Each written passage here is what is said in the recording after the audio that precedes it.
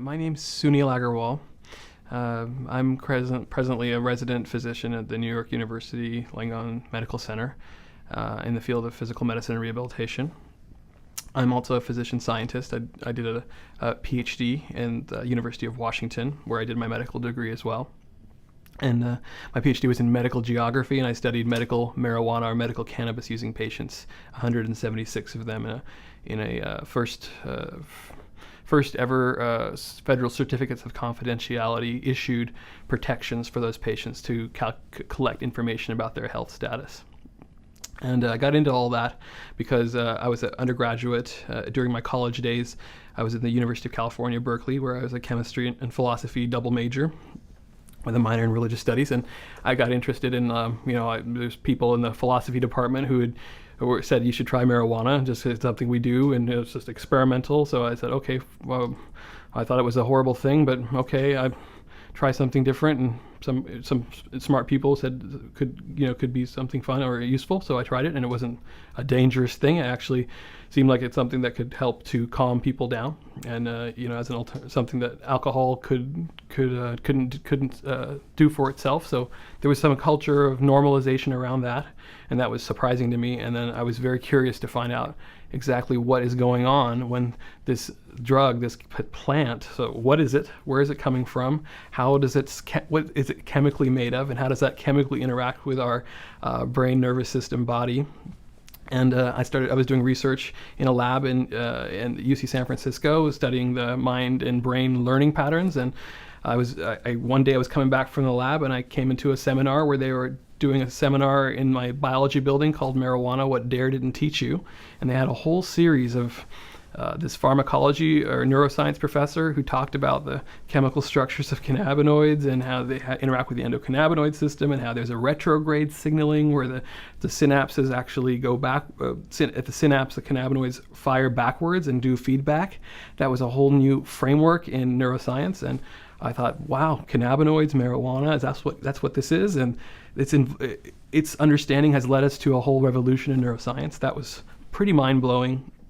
And ever since then, I went and met the researchers who published that work in Nature, the most peer-reviewed journal in the world, highest citation impact factor journal. And these guys basically have discovered a new signaling system because of our work around marijuana, which is 600 million years old in biology and regulates a homeostatic master regulatory system and numerous systems. So I dug into that, worked on the PhD, brought my research to the American Medical Association and other work that was going on, and asked them that they should change their position on the legal status of marijuana in federal law. And ultimately, after lobbying efforts and getting medical societies, state medical societies and groups and medical student groups to recognize that science and the need to protect the patients and give more options to medicine, we got the AMA's change in 2009 to call for the change in the federal position of marijuana. Most people are familiar with dopamine, serotonin, norepinephrine.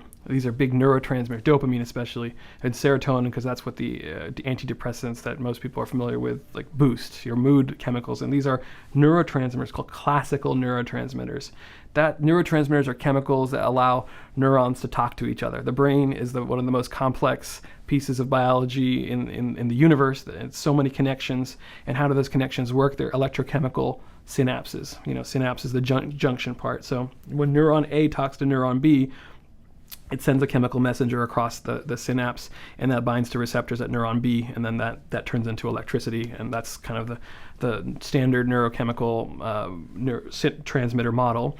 So what endocannabinoid signaling revolutionized in 1988, we found out there's cannabinoid receptors in the backwards direction. So normally the neurotransmitters are made by neuron A, and they come and bind to receptors on neuron B.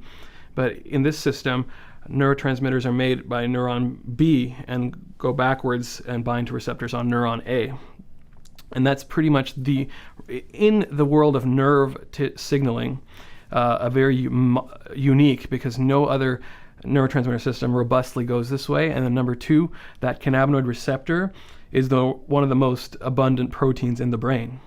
I mean, it's everywhere, and it's we didn't discover it until 1988. And even though in 1989, 1990, the whole period we started discovering the chemicals that the body was making to work with those receptors, and they were involved in feedback mechanisms. So it's very important in biology when neuron A is sending lots of signals to neuron B in the setting of like hyperanxiety, in the setting of brain injury. You have a lot of what's called excitotoxicity. Sometimes too much excitement is toxic to the brain. It happens in strokes, it happens in brain injuries, things people are familiar with, anxiety states, chronic stress states. The synapses, again, can be damaged, neurons can be damaged. So the endocannabinoid system is part of our body's way to tamp down on overactivity. It's a feedback system that helps to say, okay, the endocannabinoid comes back across the synapse and says you should reduce the firing of this other chemical because neuron B is sending that message. That's in the setting of neuron transmission. There's cannabinoids also in immune cells. There's cannabinoids in bone metabolism, which there's lots of research, all kinds of systems. But the neurochemical, neuroscientific angle was the first big sort of understanding of what cannabinoids were doing, and it sort of helped to validate all the ideas. Okay, they're involved in pain processing because they're involved in the circuits in the brain that are part of the pain pathways, descending and ascending. You know how you get pain from your finger going all the way up to your spinal cord into your brain, and then the way that the brain sort of tamps things down so you aren't always in pain, especially if you're being chased by a tiger. You don't have time to stand there and, I stubbed my toe, I gotta say ow. No, you're gonna run. And that's your brain's way of tamping down pain, and that's cannabinoid mediated. There's these systems: pain, appetite, mood, inflammation, memory, muscle tone. Cannabinoids and on the neurons involved in those are important to regulating those. And that's what people who'd been using medicinal cannabis, marijuana, had been reporting benefits in those various systems. And because we understand now at the receptor level where the THC and CBD and different cannabinoids, actually CBD doesn't seem to act at these receptors, but it helps to boost their activity. It has some other interesting things. It has antioxidant properties, but as far as the receptor system goes, where it has helped to validate all this long human history of understanding about the potential health benefits of this herb, because the herb makes a resin. The female flowers secrete a resin that's like trees make sap. Oak trees make sap, and all kinds of plants make resins. And this particular cannabis sativa plant that's 37 million years old produces a resin which makes phytocannabinoids, plant cannabinoids that just so happen to robustly bind to these receptors, and boost the activity of this system. So that's kind of a very nice thing for us to have and to utilize. Right now, Congress in 1970 placed marijuana in the Schedule 1 category, high potential for abuse, no medical use and treatment. And the Congress also asked for a report to be done, and unfortunately the recommendations of that report were never implemented, and we've kept it in Schedule 1 for all these 40 years. And the American Medical Association told Congress in 1937, we sent a representative and said that you should not ban this substance because substantial medical uses will be neglected, and developments, and also there's things that we are already using this for that we don't have substitutes for, like in the use of psychotherapy to help people forget forgotten memories. That it was being used like that, and the AMA told Congress that. So in that time period, that's exactly what's happened. We've actually have done some research and understands how it works, and we see all kinds of medical potentials on the horizon and already accepted medical facts about its use, and we cannot further develop those. We cannot further bring those to patients because Congress is still using an old categorization saying this is dangerous and no medical use. And your restriction is essentially like taking the telescope away from Galileo, because we can't explore the outer moons of Jupiter if we don't have access to lots of cannabis medicines to do this kind of research development and to bring it to patients so we can collect information as we go along. This is a plant medicine, and this is the right way to support the health of the nation and take care of patients and give doctors a really useful tool of a plant that interacts with a central regulatory system in the body. Why are you saying that only one person can produce it in Mississippi and that it can only be used for a few trials here and there, and everybody else who is caught with it should be criminal and felonized?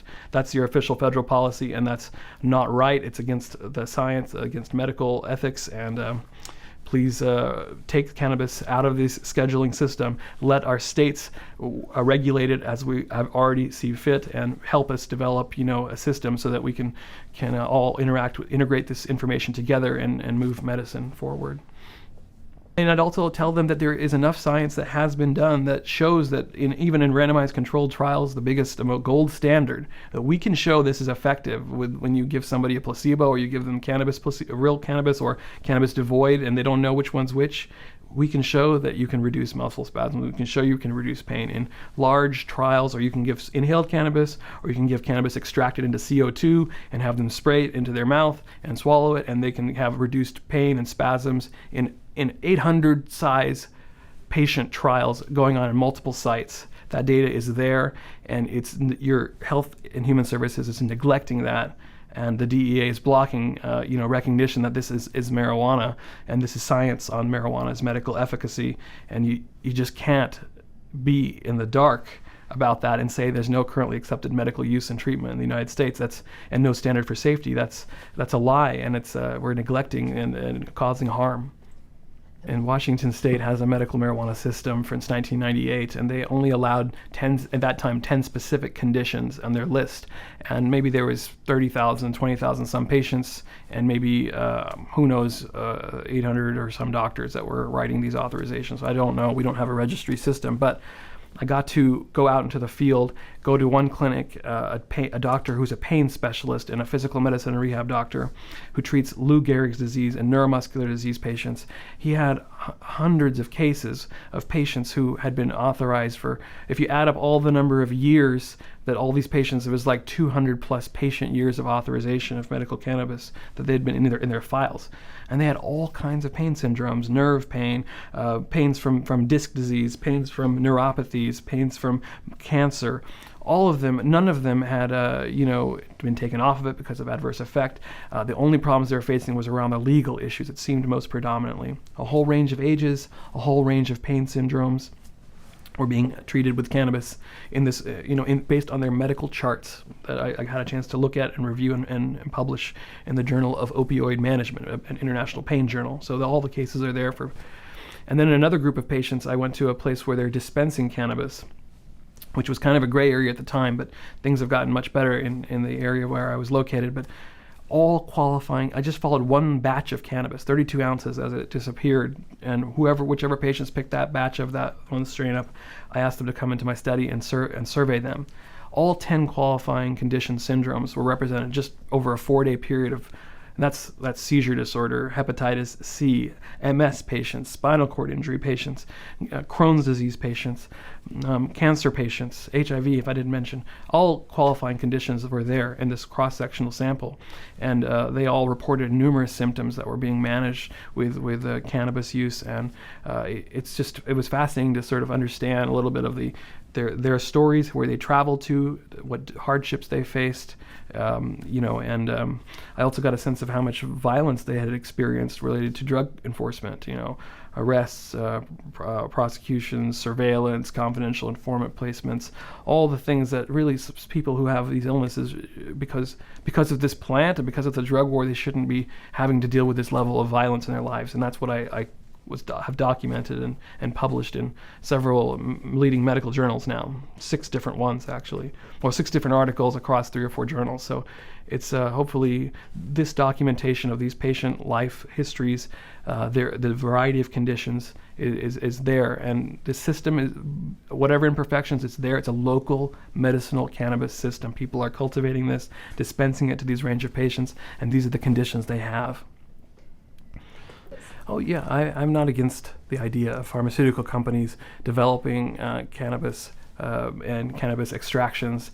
That industry is every right to continue to develop treatments in their system, but it should not preclude access to the organic botanical from which their entire framework is built on for Commonwealth use.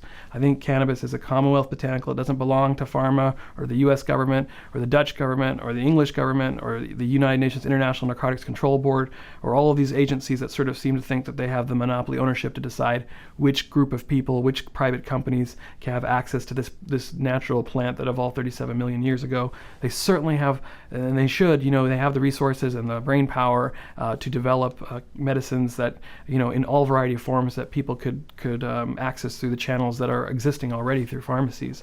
But that doesn't mean that because they're doing this that people can't develop local medicinal systems. I mean, that's more sustainable systems based on interaction with plants. I mean, plant medicines are at the crux of all medicine.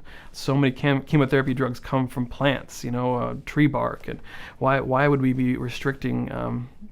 Why would be that's unfair private, monopolization? And that's I wrote a paper in a law journal called "Cannabis: A Commonwealth Medicinal Plant, Long Suppressed and Now at Risk of Monopolization." And I talked about how some of these companies are really getting sweetheart ownership or access to cannabis and not allowing, and the governments are sort of favoring them over letting local universities, academic centers, community health centers, develop cannabis-based treatments as well.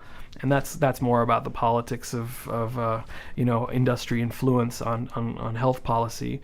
And I think the cannabis system is ripe for drug development. It's certainly true, and everyone does have a division. Some of these things have failed because they're kind of going on an old system approach, like one chemical from a plant. But sometimes plant medicines have a benefit because they can tamp out some of the side effects of the one agent. THC on its own isn't exactly the best drug. It has some it's hard to tolerate.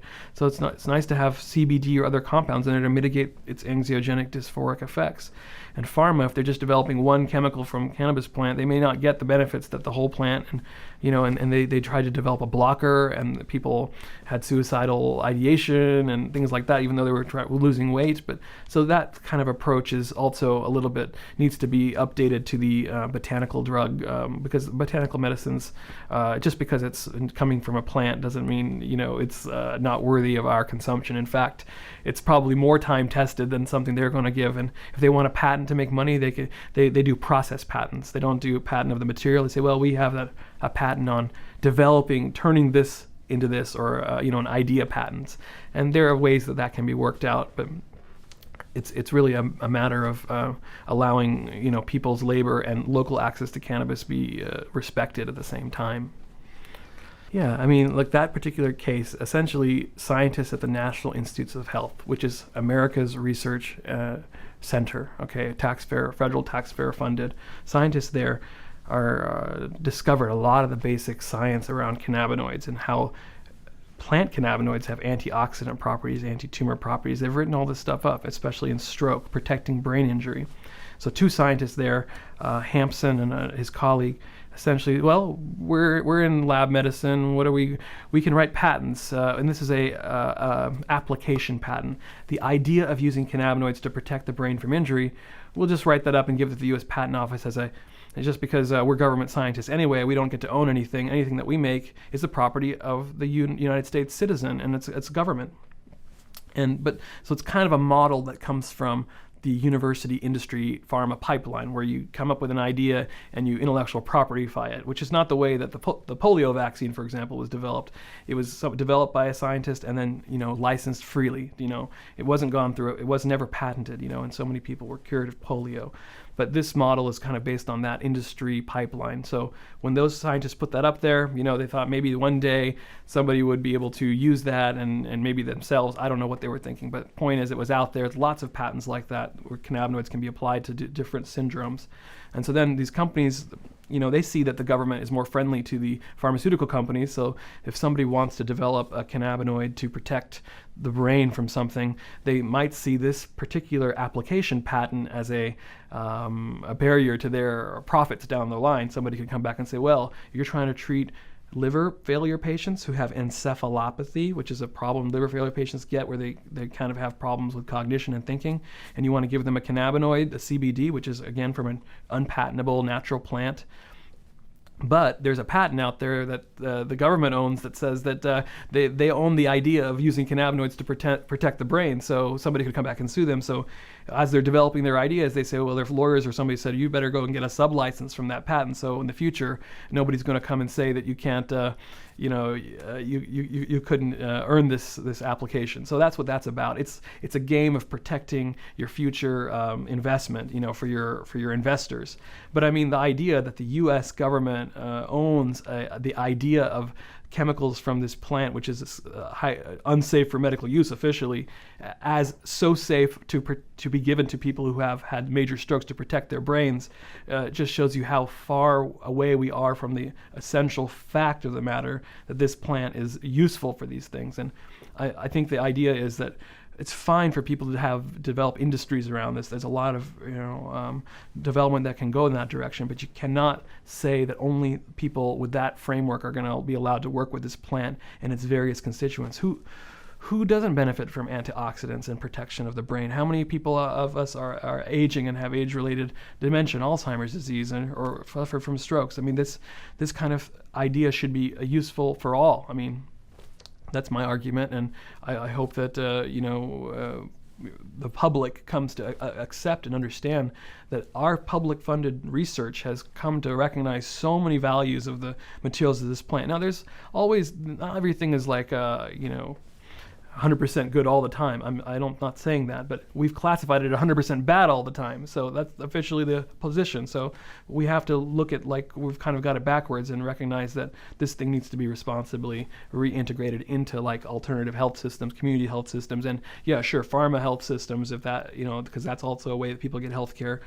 And preventative medicine and even spiritual health systems too, because there's a long history. That's where all the history of cannabis suppression comes from, was kind of an overly zealous missionaries who saw people using this substance and they thought that was demonic, and this was these whole concepts come from a much older kind of fear of plants and how people use them in cultures different from Western European, legacies.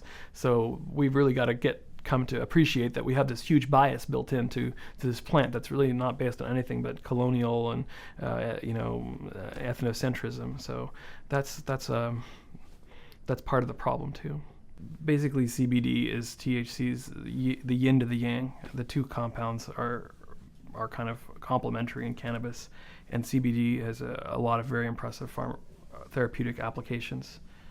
It's so structurally similar to THC. I mean, this is like, for people to understand, everyone knows the structure of water, H2O, it's O with two H's on it. I mean, so everyone knows H2O. Well, imagine THC is laid out 21 carbon little chain, and you have this one place where there's a ring. People have seen rings.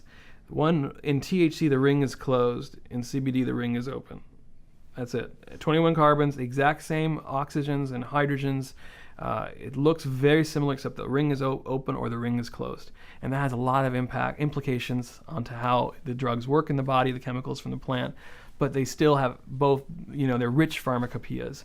And the fact is that cannabis produces both of these really impressive compounds. CBD has been shown to have, prevention of diabetic retinopathy, anti-seizure properties, anti-tumor properties, antipsychotic properties, on and on. A lot of really impressive track record it's been showing. So the idea is cannabis has a plethora of compounds, and there's more genetic diversity in this plant than there is diversity in the canine kingdom. Think of all the dogs, the little dog, yappy dog, to the big, greyhound, and everything in between. And cannabis has a huge chemical diversity, and it's based on the different concentrations of THC, CBD, and the other cannabinoids, terpenoids. Terpenoids are like things like pinene, limonene. These are the chemicals in pine trees that make them smell like pine trees, and lime that make lime smell like lime. Those cannabis also makes those too. It's just a plant, it's a nice big plant, the plant kingdom. So it's true that the effects of cannabis, THC does have psychoactive effects, so people tolerate to that, and it's not appropriate for everybody. Some people, it's much better for them to have high CBD, low THC. Some people, better to have 1-to-1, like the pharmaceutical company in England that made the spray. They put a 1-to-1 mixture together. It's each, and some people have shown if you combine them 4-to-1, it has better killing of gliomas in petri dishes, the brain cancers that have killed people very aggressively. So there's a lot of science and art and medicine in the ratios of THC to CBD and deciding which one's appropriate for somebody. For preventative health, cannabinoids, if they are so neuroprotective, antioxidant, it's important to have that in your body through exercise and other things that supplements that people take to keep their brains healthy. So it might be the case that you don't want too much THC to make that happen. You want more CBD so that you're not having a strong psychoactive effect, especially if you're elderly, especially if you have sensitivities, especially if you have some predisposing things. So the CBD is definitely a big part of what cannabis has to offer. And but for some people, it doesn't work for everybody. Sometimes high THC is what's needed. It just depends on what you're looking at. So there's many medicines that can come out of cannabis, and as we raise our awareness of what the strains have in them and what they can be useful for, we really will move this thing forward. We've sequenced the genome of cannabis, the entire the molecular genetic DNA backbone. We know the differences between hemp strains and traditional medicinal strains. But all of that they're all related to each other, and cannabis has seeds that you can eat, and people have survived starvation, famines from just eating cannabis seeds. It has all essential amino acids, so the body doesn't make all amino acids to get them from your diet. Guess what? The oils in the cannabis seed, which don't even have THC, CBD, there may be some slight tiny residue, but you can eat that. Also all protein content, also fat, omega-6 and omega-3 for brain protection. So the plant has a lot of rich things for human dietary and medicinal consumption, and we should just look at all those different parts and recognize that we can develop different plants based on that. This is for cannabis. There's lots of hopes, but if we're talking about cannabis, which is I guess what we're talking about, the hope is that the use of cannabis becomes depoliticized and appropriately integrated into health, medicinal, wellness, spiritual, human cultural systems, as it has always been for thousands of years. But since our drug wars and all our fears, we've kind of lost a lot of the human cannabis relationship. I want to see in 20 years that relationship more healed, more mutually beneficial. I mean, plants get a lot of benefit from us too, because we keep cultivating them and moving them around the world. Cannabis is evolved in one part of the earth, and now it's spread to every country, and that's just because of humans' fondness with it. So it's done pretty well for itself. Other plants have become extinct, and so this is just that relationship is going to become more important, more validated in the future, I imagine, and that we appropriately recognize its uses. And I certainly believe that so many chronic diseases, so many problems, maybe even cancer, there's a potential curative there that I'd like to see have been demonstrated up until in 20 years. Slowing MS, maybe slowing Lou Gehrig's disease, maybe preventing tumors, maybe killing prions from mad cow disease. All of these things have been suggested in laboratories, and it's very exciting. And I want to see that fully researched, investigated, and I want to see people integrating cannabis and recognizing that it's very cheap to produce and not having like this huge gauntlet to get through just to have a relationship with a plant that bears seeds that you can, continuously, renewably develop. So communities will have to integrate that, develop guidelines locally, and we would have a very different world if we were in that position, because we'd also suck a lot of carbon from the atmosphere and reduce the risk from global warming by growing more things, and not that these kind of things I'm hoping will lead us into the right path in that direction. It's the fundamental job of the doctor. The doctor is from docere, to teach. And if you can't properly advise the patient on the medicine that you're recommending, we're not really doing medicine. But unfortunately, we have to work where we're at. I mean, despite these limitations, we do have maybe 1 million or such people in the U.S. who are using cannabis. Internationally, this is going like gangbusters in other countries. But I'm just saying right now we have this problem, but we do have something going on. People are getting benefit for hook or by crook, but it's very broken. It's very holistic in its approach, and we're dealing with a really bad federal-state conflict, which sort of prevents a lot of this from developing forward. So I would like to see doctors at least educate themselves on what is already known about this, and recognize that there's this picture here. And the medical marijuana programs are tip of that iceberg, and whatever the state can do, whatever community groups can do to sort of help bridge the gap between the doctor and the patient, so it's doctor, patient, and cannabis. And right now, the doctor and the patient can talk about whatever they like. That's protected. and the doctor has access to medical information, so does the patient. The National Library of Medicine and every source that shows all these medical scientific studies. But then this cannabis plant is still sort of relegated to its sort of gray status, but communities, local groups, patient groups, other professional groups can sort of help to bring that more properly with the patient by helping, bridge the access gap, improve the standards of awareness of the constituents of the plant, safety of it, and all the variety of uses, and then teaching the proper use of it. So it's going to take a whole community effort. It's really not just the doctor, the patient, and the cannabis anymore. It's the three of them, but brought together with the support of a whole range of health professionals and community support systems. So, I mean, that's really the best we can do to kind of bridge that gap and